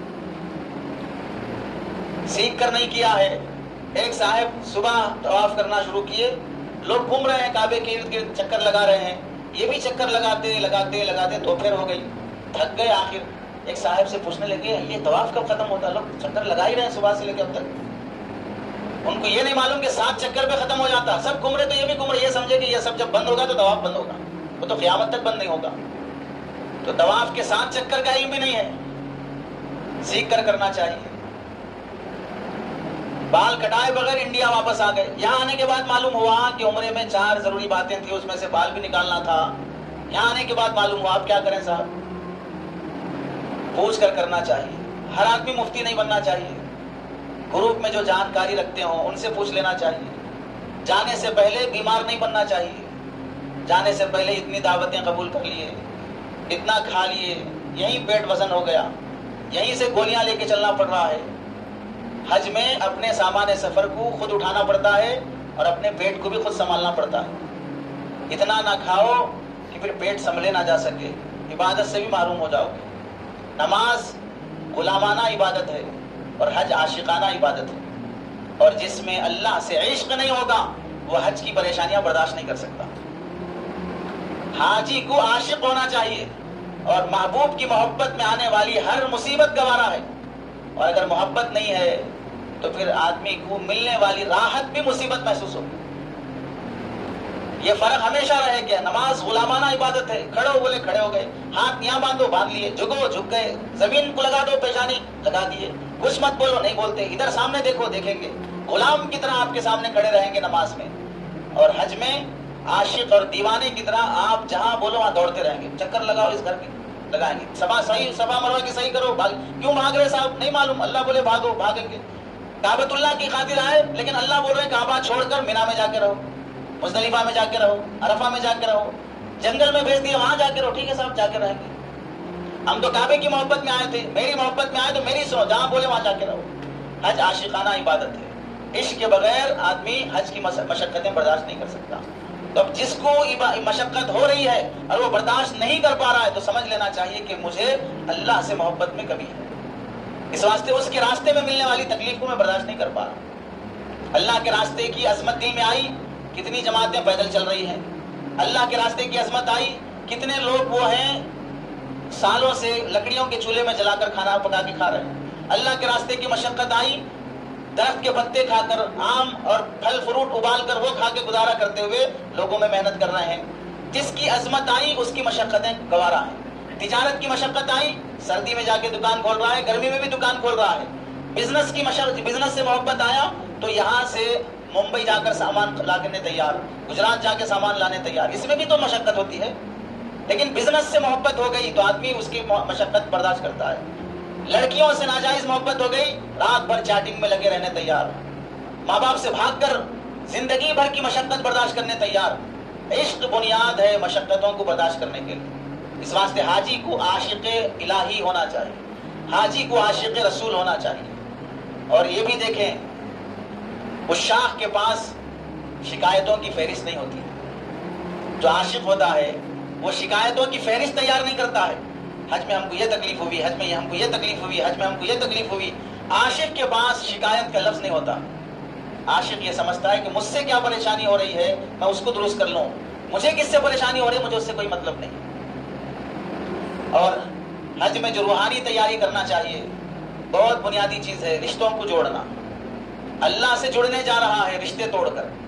اللہ بیت اللہ جا رہا ہے اللہ کو پانے کے لیے، جبکہ یہاں بندوں کو کاٹ کے جا رہا ہے. بھائی بہنوں میں توڑ پیدا کر کے جا رہا ہے. چاچا خالہ پھوپھی سے پراپرٹی اور وراثت کی وجہ سے جھگڑے ہیں، ان جھگڑوں کو ختم کرنے، معافی تلافی کرنے، حق دینے تیار نہیں ہے. بیت اللہ کا خلاف پکڑ کے رونے جا رہا ہے. رشتہ داریاں توڑ کر، حقوق توڑ کر، ذمہ داریاں چھوڑ کر، بہنوں کی وراثت کھا کر، پارٹنر کا حق لوٹ کر، زمین جائیداد کے ناجائز قبضوں کے ساتھ کعبۃ اللہ کا خلاف پکڑ کے مانگو گے. موت پر اپنا کفن کعبے کے خلاف کو بنا لو گے، جنت البقیع اور جنت المعلا کے قبرستان کو اپنی قبر بنا لو گے تو بھی بخشش ہونے والی نہیں. حقوق ادا کیے بغیر یہ نیکیاں کچھ کام آنے والی نہیں. روحانی تیاریاں ہیں. آدمی جب بیت اللہ جا رہا ہے حرام لقمہ چھوڑ کے جانے کا ارادہ کرتا ہوں، بیت اللہ جا رہا ہوں رشتے جوڑنے کا عزم کرتا ہوں، بیت اللہ جا رہا ہوں دعوت کی فکر لے کے جاؤں گا، اب اپنے گھرانے کو سدھاروں گا، اپنے خاندان کو سدھاروں گا، پارٹنر کا حق دوں گا، بہن کی وراثت دوں گا، پڑوسیوں سے معافی مانگ لوں گا، بکھری ہوئی اولاد اور بکھرے ہوئے خاندان کو جوڑ لوں گا، علماء کی تربیت میں رہوں گا، ان کا احسان سمجھوں گا کہ میں حج پہ جا رہا ہوں. حج پہ فلاں مفتی صاحب تو نہیں جا رہے ہیں لیکن ان کی فکر یہ ہے کہ میرا حج صحیح ہو جائے، ان کی فکر یہ ہے کہ میری زندگی صحیح ہو جائے، ان کی فکر یہ ہے کہ میری عبادت صحیح ہو جائے. جو میری آخرت کی فکر کرتے ہیں میں ان سے الجھ کر کیا کامیاب ہو جاؤں گا. مدارس کی قدر ہو، علماء کی قدر ہو. یہ روحانی تیاریاں ہوتی ہیں جس سے ہمارے اندر تبدیلی آنا چاہیے. معافی مانگنے کا طریقہ یہ نہیں ہے کہ آدمی معافی نامہ واٹس ایپ پر اپنی ڈی پی پر لگا دے کہ جس کو میں تکلیف پہنچایا ہوں وہ مجھے معاف کر دے. اخبار میں ڈال دیا کہ میں حج پہ جا رہا ہوں، جس کو مجھ سے تکلیف ہوئی ہے مجھے معاف کر دے. اخبار میں ڈال دیا میں حج پہ جا رہا ہوں، جس کا بھی میرے ذمہ حق ہو وہ سب معاف کر دے. ایسی معافیاں نہیں ہوتی ہیں. ایسی معافیوں پر تو لوگ بد دعائیں کرتے ہیں. حج پہ جانے سے پہلے اپنے جانے کی شہرت نہ بنائے، اشتہار بازی نہ کرے. اب تو لوگ رقعے بنانے لگے ہیں. حاجی صاحب حج کی دعوت کا رقعہ بنا کے دے رہے ہیں کہ ہم حج پہ جا رہے ہیں، یہ دعوت نامہ ہے، آپ فلاں ٹائم پہ کھانے کی ضیافت رکھیں، آپ تشریف لائیے. نکاح ولیمے کے دعوت ناموں کی طرح حج کے دعوت نامے کے رقعے بن رہے ہیں. اور ہم صاف کہتے ہیں حج پہ جانے سے پہلے ہونے والی دعوتیں سب فضول اور رسومات اور بدعات میں سے. کیوں کرتے ہیں لوگ؟ جانے والے یہ سوچتے ہیں کہ ہم حج پہ جا رہے ہیں، ان کو نہیں کھلائیں گے تو کھلانے والے لوگ اس نیت سے کھلاتے ہیں یہ ہمارا کھانے کے بعد، ہماری دعوت قبول کرنے کے بعد ہمارے لیے دعا کریں گے. اور ہم میں سے کتنے لوگ ہیں جو جس کا کھانے کے بعد دعا کرتے ہیں؟ کھانے کی دعا یاد نہیں رہتی ہے، کھانے کے بعد دعا کیا کریں گے؟ اور پھر حج سے واپس آنے کے بعد لوگ یہ امید لگاتے ہیں کہ ہمارا کھا کے گئے، 1200 روپے ان کو کھلانے میں ہو گئے، 3000 روپے ان کو کھلانے میں ہو گئے. زمزم کھجور تو بھی لا کے دیں گے، ایک نقاب اور مخنا تو بھی لا کے دیں گے، وہاں کی تصویر اور جائے نماز تو لا کے دیں گے. اگر نہیں لا کے دیے تو پھر رشتے ناتوں میں فرق آنا شروع ہو جاتا ہے. تو یہ دعوتیں نہیں ہوئی ہیں، یہ بزنس ہوا ہے. یہ ہمارا کھانا کھا لو، ہمارے واسطے زمزم لا کے دو. ہماری یہ بریانی کھاؤ، ہمارے واسطے وہاں کی جائے نماز لا کے دو. ہمارے ساتھ گزشتہ ایک عمرے پہ ایک امام صاحب شریک رہے، تو ایک جاننے پہچاننے والے صاحب نے سنایا کہ مولانا ہمارے محلے کے امام صاحب ہیں، 15 سال سے امامت کرتے ہیں، اب تک عمرے یا حج کا موقع نہیں ملا. ہمارے خاندان کے 18-20 لوگ حج پہ جا رہے تھے، تو خاندان کے لوگ دعوت کرنا چاہے، یہ اس کی دعوت کر رہا ہے، وہ اس کی دعوت کر رہا ہے، ایسے ہی ایک دوسرے کو کھلا لے رہے ہیں. ایک دوسرے کو کھلاتے ہوئے بھی کیا بہانہ بناتے ہیں؟ دعوت قبول کرنا سنت ہے، کھانا کھلانا عبادت ہے. کھانے کی عبادتیں یاد رہی، کھلانے کی عبادتیں یاد رہی، دوسرے کے حقوق ادا کرنے کی عبادتیں یاد نہیں رہی.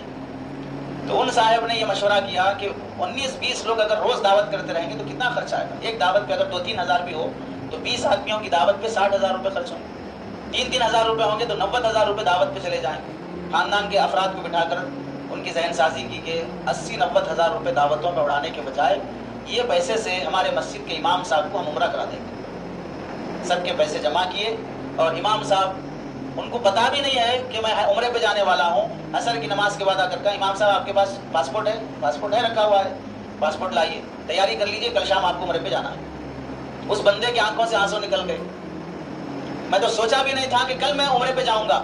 اللہ بلانے پہ آتے ہیں تو کیسی ترتیب بنا دیتے ہیں. تو دعوتوں پر پیسہ نہ اڑائیں، دعوتوں کے ذریعے سے اپنی صحت برباد نہ کریں، اس پیسے کو صحیح جگہ پر لگانے کی کوشش کریں.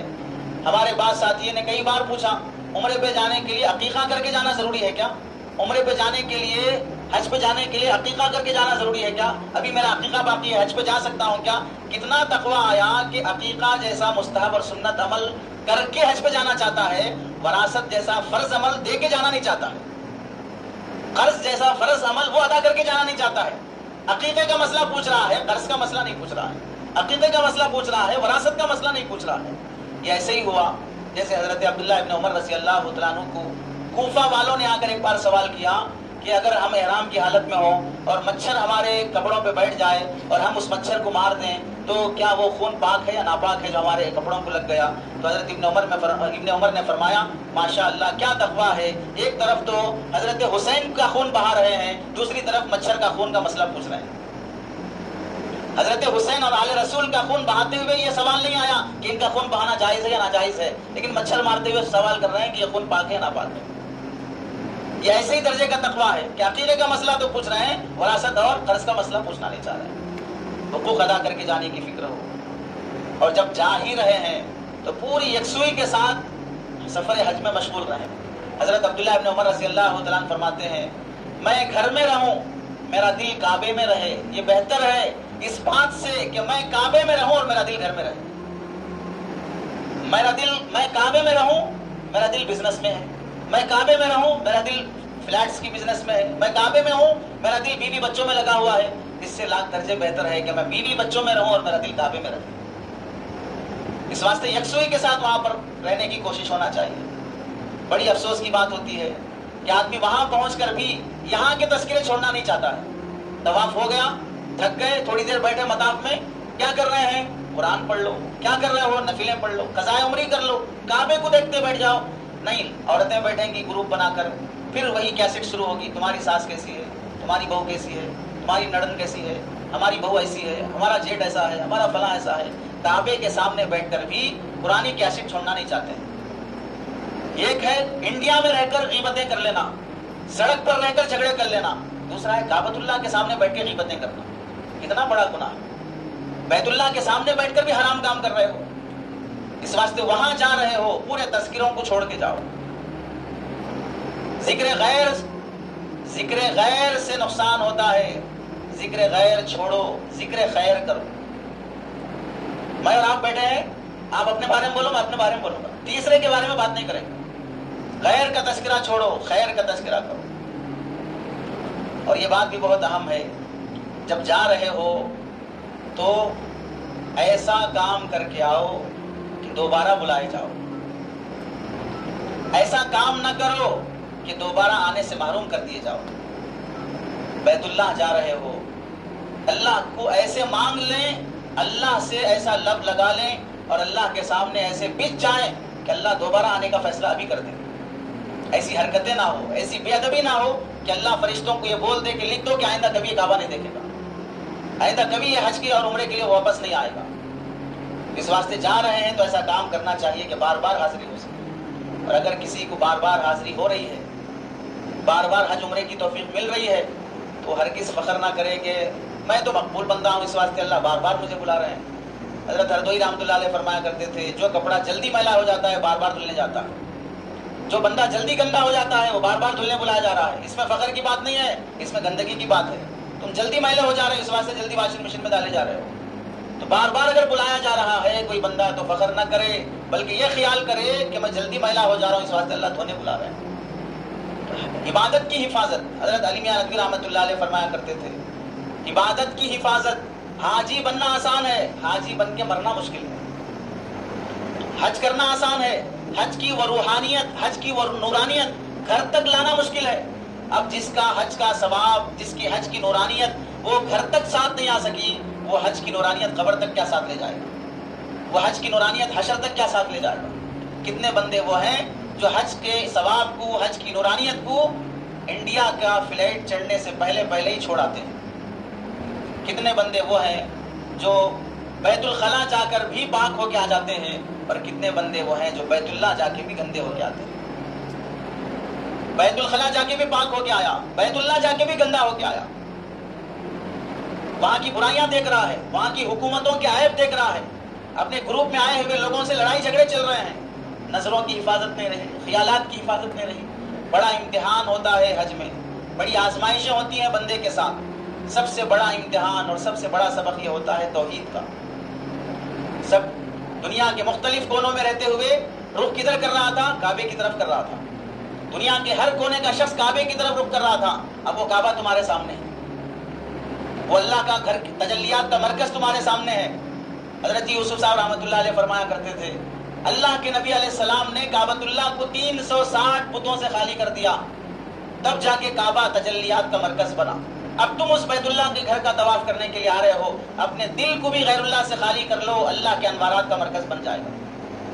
کعبہ تو غیر اللہ سے اور بتوں سے خالی ہو گیا، لیکن طواف کرنے والے کا دل دنیا کے بتوں سے خالی نہیں ہوا۔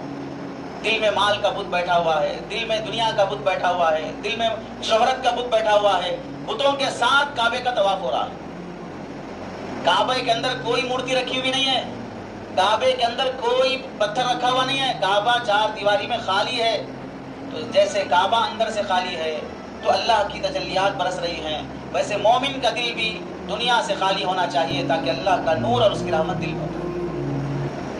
اور کعبۃ اللہ سے ہمیں ایک بڑا سبق یہ ملتا ہے کہ حج پہ جانے والا ہر حاجی کے زبان پر لبیک اللہم لبیک، لبیک لا شریک لک لبیک، آپ کے ساتھ کوئی شریک نہیں ہے۔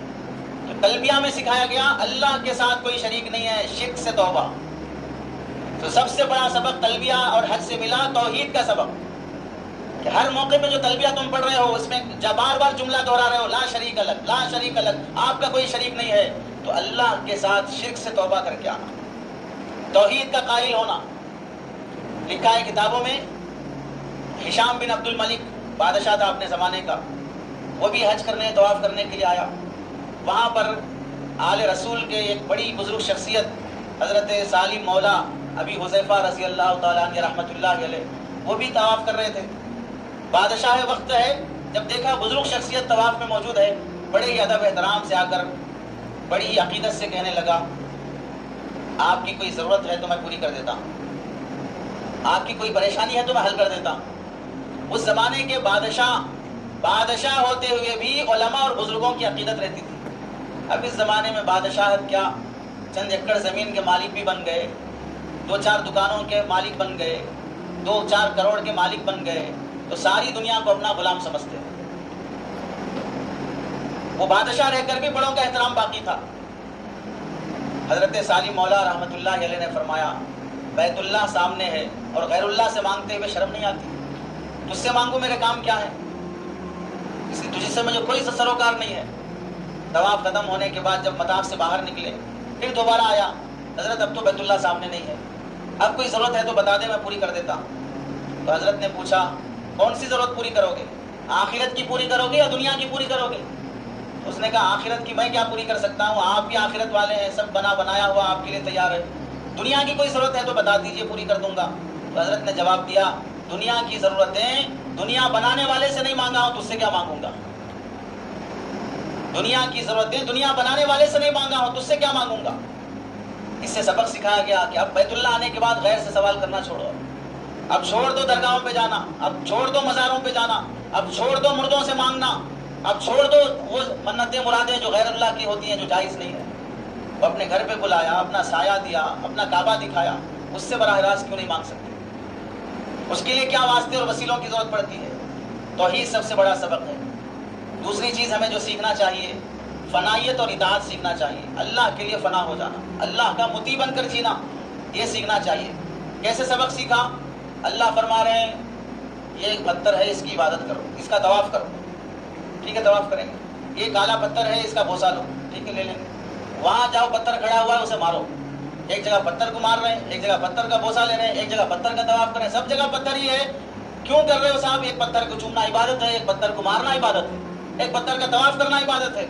اطاعت ہے، بول دیے اس واسطے کر رہے ہیں. ہم کو نہیں معلوم کیوں کرا جا رہا. سب اطاعت سیکھو. حضرت عمر رضی اللہ تعالیٰ حجر اسود کا بوسہ لینے کے بعد فرمانے لگے، یا حجر انک لا تنفع ولا تضر. حجر اسود، تو پتھر ہے، نہ تیرے اندر نفع ہے نہ نقصان ہے. اگر میں میرے حبیب کو نہ دیکھتا تیرا بوسہ لیتے ہوئے تو میں بھی کبھی تجھے بوسہ نہ لیتا. اب تو لوگ پتھر کی انگوٹیاں پہن کے سمجھتے ہیں کہ مالدار بن جاؤں گا، پتھر کی انگوٹیاں پہن کے سمجھتے ہیں کہ جادو اور نظر سے محفوظ ہو جاؤں گا. اگر اتنی ہی کرامت اس پتھر میں ہے تو حجر اسود میں کتنا ہونا چاہیے؟ اتنی ہی کرامت اس پتھر میں ہے انگوٹھی کے، تو پھر انگوٹھیوں کا پتھر بیچنے والے میں کتنی کرامت ہونا چاہیے؟ پھر بھی پتہ نہیں کیوں سڑک پہ بیچ رہا. اطاعت کا جذبہ ہے. تو آپ پتھر کا طواف کرتے ہوئے، پتھر کو بوسہ لیتے ہوئے، پتھر کو پتھر مارتے ہوئے یہی خیال ہوا اطاعت اس واسطے کر رہے ہیں. تو پھر یہاں آنے کے بعد جب بولتے ہیں کہ بھئی پردہ کرو، سود چھوڑ دو، حرام چھوڑ دو، تو پھر یہاں کیوں حکمتیں پوچھنا شروع کرتے ہو؟ کیوں پردہ فرض کیا گیا؟ کیوں شراب حرام کی گئی؟ کیوں سود حرام کیا گیا؟ پتھر مارتے وقت کیوں نہیں پوچھا کہ پتھر کیوں مار رہے ہو؟ جب وہاں اطاعت کا جذبہ آیا تو جو بولا وہ کر لیا. واپس آنے کے بعد بھی وہی اللہ بول رہے ہیں کہ سود چھوڑ دو. زمزم پیٹ میں جانے کے بعد بھی شراب پیٹ میں جا رہی ہے. مدینہ کا مقدس کھجور پیٹ میں جانے کے بعد بھی سود پیٹ میں جا رہا ہے. اتنی تو شرم آنی چاہیے کہ اتنی پاکیزہ چیزیں اب آنے کے بعد پھر غلیظ چیزیں پیٹ میں کیسے آئیں. اطاعت کا جذبہ، فنائیت کا جذبہ لے کے آنا چاہیے. سمجھ میں آیا تو بھی مانوں گا، سمجھ میں نہیں آیا تو بھی مانوں گا. حضرت علی میاں ندوی رحمۃ اللہ علیہ فرمایا کرتے تھے، لبیک جب بندہ کہتا ہے تو یہ سوچنا چاہیے، اے اللہ غلام آقا کے در پہ حاضر ہونے تیار. غلام کوئی حق نہیں بنتا کہ یہ کیوں ہے یہ کیوں ہے پوچھے. غلام کا کام اور غلام کی کامیابی صرف اس میں ہے کہ جو آقا بولتے وہ کر لیں. اس واسطے حج میں یہ سیکھنا چاہیے کہ شریعت جو بول رہی وہ کر لیں گے. بس ہم اس کے پیچھے نہیں پڑیں گے کہ یہ کیوں ہے ریزنز، وہ کیوں ہے ریزنز. ہم کو اتنا حق حاصل ہی نہیں ہے۔ اور حج میں ایک بات یہ بھی سیکھنا چاہیے کہ ہم ایک انسان بن کے آئیں، انسان کے بچے بن کے آئیں۔ یہ حج ہمیں سکھاتا ہے کیسے احرام کی حالت میں حرم کی گھاس نہیں اکھاڑنا، احرام کی حالت میں حرم کے کبوتر کو نہیں مارنا، احرام کی حالت میں کسی جانور کا شکار نہیں کرنا، حرم کی حالت میں کوئی ایسا کام نہ کرو جس سے دوسرے کو تکلیف پہنچے۔ کتنا سکھایا گیا، جب تک احرام میں ہو، حرم میں ہو، کبوتر نہ مارو، کسی جانور کا شکار نہ کرو، کوئی درخت نہ اکھاڑو۔ اتنا سکھانے کے بعد بھی یہاں آنے کے بعد زمینیں قبضہ کر رہا ہے، یہاں آنے کے بعد پراپرٹیاں لوٹ رہا ہے۔ وہاں تو گھاس کو بھی ہاتھ نہیں لگایا، وہاں تو جانور کا بھی شکار نہیں کیا، یہاں آنے کے بعد مرڈر کر دے رہا ہے۔ انسانیت کا سبق ملا حج کے ذریعے سے۔ جب ایک دوسرے کی وہاں کی گھاس بھی چھینا جائز نہیں ہے تو دوسرے انسان کو تکلیف کیوں پہنچاتے ہو؟ جب جانور کو مارنا جائز نہیں ہے تو انسان کو کیسے مار دیتے ہو؟ یہ انسانیت کا سبق ملا ہے۔ حاجی ہو کر بھی دوسرے حاجی کو تکلیف پہنچاتے ہو، حاجی ہو کر بھی دوسرے کو پریشان کرتے ہو۔ ہمیشہ یہ رہنا چاہیے کہ ہم دوسرے کی احرام کی حالت میں کسی کو تکلیف نہیں پہنچاتے۔ تو زندگی بھر کا احرام ہے، اس میں بھی ہم کسی دوسرے کو تکلیف نہیں پہنچائیں۔ اور بھی چند باتیں ہیں جس کا ہمیں اہتمام کرنا چاہیے۔ آخری بات یہ ہے کہ وہاں پر سب سے مشکل جو پیش آتی ہے بات، وہ ہے نظروں کی حفاظت۔ یہ بہت مشکل کام ہے جس کا بندے کو بہت آزمایا جاتا ہے۔ کعبۃ اللہ میں ہو، اللہ کا گھر سامنے موجود ہے، دنیا بھر کی عورتیں آ چکی ہیں وہاں پر، دنیا بھر کے مرد آ چکے ہیں وہاں پر، ہر کلر کے لوگ ملیں گے، ہر سائز کے لوگ ملیں گے، ہر چہرے کے لوگ ملیں گے۔ اب تمہاری نظر مولا کی طرف رہے گی یا تمہاری نظر لیلا کی طرف رہے گی؟ تمہاری نگاہ کا امتحان ہے۔ اس واسطے نگاہ کو لگام دو، زبان کو لگام دو، خیالات کو لگام دو۔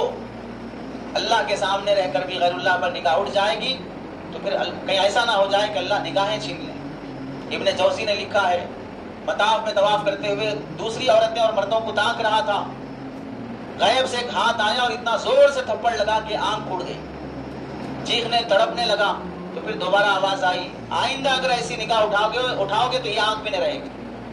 میرے گھر میں آ کر مجھے چھوڑ کر غیر کو دیکھ رہا ہے، بیت اللہ میں آ کر اللہ کے گھر کے سامنے کھڑے ہو کر دوسروں سے دل لگا رہا ہے۔ اس واسطے مرد بھی نظر کی حفاظت کرے، عورت بھی نظر کی حفاظت کرے۔ کعبے کو چھونا واجب اور فرض نہیں ہے، حجر اسود کا بوسہ لینا واجب اور فرض نہیں ہے، کعبے کا غلاف پکڑنا واجب اور فرض نہیں ہے۔ بھیڑ میں گھس کر، مجمع میں گھس کر دوسروں کو ٹھیل کر تکلیف دینا یہ حرام اور ناجائز ہے۔ نبی کریم صلی اللہ علیہ وسلم جیسی مقدس ذات مجمع کی وجہ سے کعبے کو ہاتھ لگانے سے رک گئے تو ہماری کیا حیثیت ہے کہ ہم کعبے کو ہاتھ لگانے، حجر اسود کو ہاتھ لگانے کے لیے دوڑ پڑے؟ اس واسطے نظروں کی حفاظت بہت ضروری ہے۔ اور جب حج گروپ سے جاتے ہیں تو بہت بے حیائی ہو جاتی ہے۔ حج کمیٹی کی طرف سے لوگ سمجھتے ہیں سہولتیں ہوتی ہیں، سہولت صرف یہ ہے کہ پیسہ کم ہوتا ہے، باقی پورے ریوڑ کو حال میں ڈال دیا، بکریوں کے ریوڑ کی طرح۔ مرد بھی اسی میں، عورتیں بھی اسی میں، ایک پردہ باندھ لو بس، بیچ میں کافی ہو جائے گا۔ پردہ بھی کیسا بندہ ہے کہ پردہ نہیں رہا، عورتیں نہا کر آ رہی ہیں، بال بھیگے ہوئے ہیں، کپڑے سکھا رہی ہیں، اندر کے کپڑے سوکھ رہے ہیں، مرد کی اس پر نگاہ پڑ رہی ہے۔ اس واسطے سب سے زیادہ حیا اور اختلاط کا نظام، ایسا نظام بنایا جائے کہ مرد ایک دوسرے کمرے میں رہیں گے، عورتیں سب دوسری کمرے میں رہیں گی۔ میں میری بیوی کے ساتھ رہوں گا، میں میری شوہر کے ساتھ رہوں گی، اس چکر میں 4 مرد اور 4 عورتیں ایک روم میں رہ رہے ہیں، ایک ہفتہ، 2 ہفتے، ایک مہینے تک غیر مردوں کے ساتھ اگر کمروں میں رہنا، اٹھنا بیٹھنا ہوگا، کون کس حالت میں کیسے رہتا ہے، بار بار ہنسی مذاق گفتگو ہو جاتی ہے تو کتنے طلاق خلا کے واقعات پیش نہیں آ جاتے۔ ایک ساتھی نے یہاں تک بتایا مجھے، واٹس ایپ اور Facebook online chatting کے ذریعے سے بعض ناہنجاروں نے ایسی بھی حرکت کی کہ یہ دوسری کنٹری کا ہے، یہ دوسری کنٹری کی ہے، دونوں اس کنٹری میں آ کے نہیں مل سکتے۔ فیس بک چیٹنگ والے دونوں نے پلان بنایا کہ تم بھی عمرے پہ آؤ، میں بھی عمرے پہ آتا ہوں، وہاں دونوں مل لیں گے۔ رحمت کی جگہوں کو لعنت کی جگہ بنا دیا، رحمت کی جگہ میں آ کر بھی لعنتی بن کے رہا۔ اس واسطے حیا اور نظر کی حفاظت کا بہت اہتمام کریں۔ حجاب بھی نہ چھوٹے، احرام بھی نہ ٹوٹے، حجاب بھی نہ چھوٹے، احرام بھی نہ ٹوٹے۔ اپنے چہرے پر پردہ بہر صورت رہنا چاہیے، کپڑا چہرے کو لگنا بھی نہیں چاہیے۔ بعض دیندار عورتوں سے بھی اس کا اہتمام نہیں ہوتا ہے، پورا برقع ہے لیکن چہرہ کھلا ہوا ہے۔ احرام میں کپڑا، چہرہ چھپا رہنا چاہیے، چہرے کو کپڑا نہ لگے بس، لیکن چہرہ بہر صورت پردے میں رہے گا۔ صحابیات نے اس کا اہتمام کیا تو ہمیں کیا مشکل ہے پیش آئی؟ عورت تو آپ دیکھ لیجئے، مرد تو 2 کپڑے پہنتا ہے احرام کے، عورت کو کیا احرام کا کپڑا؟ جو اس کے کپڑے وہی ہیں. شریعت یہ بولتی ہے کہ تمہارا احرام صرف یہ ہے کہ تم چہرے کا پردہ کرو. تمہارا احرام صرف یہ ہے کہ چہرے کو کپڑا لگنے مت دو. تو اس کا پورا احرام تو صرف ایک ہی بات ہوئی کہ بھائی چہرے کو کپڑا لگنے مت دو, باقی چہرے کو پردہ کرو. وہ ایک بھی تم سے نہیں ہو پایا تو کیا ہوا؟ پورے نارمل کپڑے ہی تو پہننا ہے عورت کو. تو اس واسطے چہرے کی حفاظت, پردے کا اہتمام, اختلاط سے بچنا یہ بہت ضروری چیز ہے. آخری بات آپ حضرات سے یہ ہے, 4 باتوں کا لحاظ رکھو کہ سفر کا, حج کے سفر کا ثواب غارت نہ ہو جائے. پہلی چیز ہے صبر کا اہتمام, دوسری چیز ہے میٹھی زبان, تیسری چیز ہے ٹھنڈا دماغ, چوتھی چیز ہے راحت رسانی. میں مزے میں رہنا نہیں, میری وجہ سے دوسرے کو راحت پہنچے. صبر سے کام لو. جلد بازی کا نام حج نہیں ہے, بھاگتے دوڑنے کا نام حج نہیں ہے. جہاں بھاگو بولے وہیں بھاگنا ہے, جہاں نارمل چلو بولے وہیں چلنا ہے. جتنا صبر حج میں ہونا چاہیے وہ صبر کرو گے. گاڑی آنے میں دیر ہو گئی, ٹھیک ہے, ذکر کرتے کھڑے رہو. کون سا تم کو بھاگ کے فوراً پہلے انڈیا جانا ہے؟ بس آنے میں دیری ہو گئی, کون سا تم کو پہلے بس میں چڑھ کے دوسروں سے پہلے تم کو جانا ہے؟ جتنے بس میں 49 پیسنجرز آنا ہے ان میں سے 49 کے بجائے 48 آ گئے, ایک بھی نہیں آیا تو بھی بس نہیں ہلے گی. تمہارے بغیر تو جانے والی نہیں ہے بس. تو پھر جلد بازی کیوں کر رہے, پریشان کیوں ہو رہے ہو؟ یہاں کی طرح بھاگ کے سیٹ پکڑنے کی کوشش کیوں کر رہے ہو؟ پوری بس میں ایسی رہتی ہے, وہاں کی بسوں میں کھڑے ہو کر جانے کی اجازت نہیں ورنہ چالان لگ جائے گا. تو بیٹھنے کے لیے تمہارے لیے سیٹ ملنا ہی طے ہے. پیچھے ملے گی تو زیادہ اچھالے گی, وہاں کوئی اسپیڈ بریکر نہیں ہے, اچھلنے کا پریشانی بھی نہیں ہے. کیوں جلد بازی کرتے ہو؟ صبر سے کام لیا جائے. کھانے کے موقع پر بہت سی عورتوں میں بے پردگی ہو جاتی ہے. کھانے کی جگہوں پر مرد بیٹھنے کا سیشن الگ نہیں, عورتیں بیٹھنے کا سیشن الگ نہیں. مرد بھی لائن میں کھڑے ہو کے لے رہے ہیں, عورت بھی لائن میں کھڑے ہو کے لے رہی ہے. مرد کے پیچھے عورت ہے, عورت کے پیچھے مرد ہے. ایک دوسرے کے جسم کو لگ رہا, ٹچ ہو رہا ہے, پھر بھی احساس نہیں ہوتا. کھاتے ہوئے نقاب اٹھا دیا جاتا ہے, دوسرے مرد سامنے سے دیکھ رہے ہیں. گروپ لیڈر سے درخواست نہیں ہو سکتی, گروپ لیڈر کو اتنا احساس نہیں ہو سکتا میں حج پہ لا کے گناہ کبیرہ میں مبتلا کر رہا ہوں. ایک پردہ کینٹین میں باندھ دیا جائے جس میں عورتیں ادھر بیٹھیں گی, مرد ادھر بیٹھیں گے. عورتوں کے لیے لینے کا ادھر سیشن رہے گا, مردوں کا ادھر سیشن رہے گا. تھوڑی سی تکلیف ہوگی لیکن گناہ کبیرہ حرام سے تو بچ جائیں گے.